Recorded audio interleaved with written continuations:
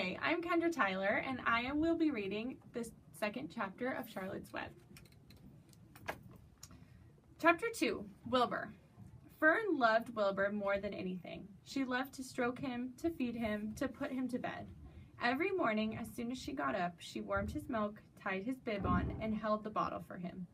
Every afternoon, when the school bus stopped in front of her house, she jumped out and ran to the kitchen to fix another bottle for him.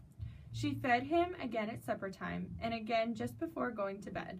Mr. Arable gave him a feeding around noontime each day when Fern was away in school. Wilbur loved his milk, and he was never happier than when Fern was warming up a bottle for him. He would stand and gaze up at her with adoring eyes. For the first few days of his life, Wilbur was allowed to live in a box near the stove in the kitchen. Then, when Mr. Arable complained, he was moved to a bigger box in the woodshed. At 2 weeks of age, he was moved outdoors. It was apple blossom time, and the days were getting warmer.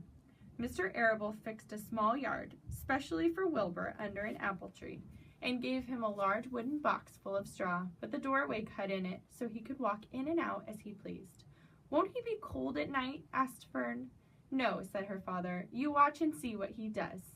Carrying a bottle of milk, Fern sat down under the apple tree inside the yard. Wilbur ran to her, and she held the bottle for him while he sucked. When he had finished the last drop, he grunted and walked sleepily into the box. Fern peered through the door.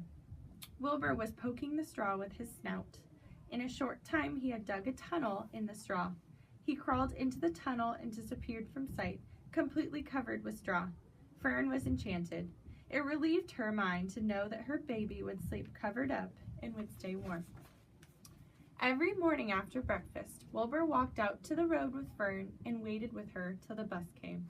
She would wave goodbye to him, and he would stand and watch the bus until it vanished around a turn.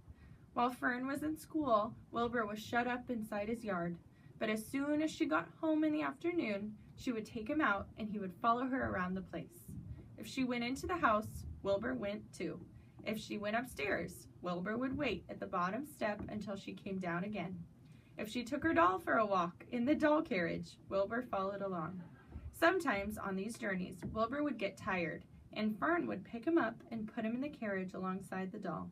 He liked this, and if he was very tired, he would close his eyes and go to sleep under the doll's blanket. He looked cute when his eyes were closed, because his lashes were so long. The doll would close her eyes too, and Fern would wheel the carriage very slowly and smoothly so as not to wake her infants. One warm afternoon, Fern and Avery put on bathing suits and went down to the brook for a swim. Wilbur tagged along at Fern's heels. When she waded into the brook, Wilbur waded in with her. He found the water quite cold, too cold for his liking. So while the children swam and played and splashed water at each other, Wilbur amused himself in the mud along the edge of the brook, where it was warm and moist and delightfully sticky and oozy. Every day was a happy day, and every night was peaceful. Wilbur was what farmers called a spring pig, which simply means that he was born in springtime. When he was 5 weeks old, Mr. Arable said he was now big enough to sell and would have to be sold. Fern broke down and wept, but her father was firm about it. Wilbur's appetite had increased. He was beginning to eat scraps of food in addition to milk.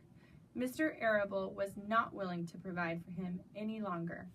He had already sold Wilbur's 10 brothers and sisters. "He's got to go, Fern," he said. "You have had your fun raising a baby pig, but Wilbur is not a baby any longer, and he has got to be sold." "Call up the Zuckermans," suggested Mrs. Arable to Fern. "Your Uncle Homer sometimes raises a pig, and if Wilbur goes there to live, you can walk down the road and visit him as often as you like." "How much money should I ask for him?" Fern wanted to know. "Well," said her father, "he's a runt. Tell your Uncle Homer you've got a pig you'll sell for $6 and see what he says." It was soon arranged. Fern phoned and got her Aunt Edith, and her Aunt Edith hollered for her Uncle Homer, and Uncle Homer came in from the barn and talked to Fern. When he heard that the price was only $6, he said he would buy the pig.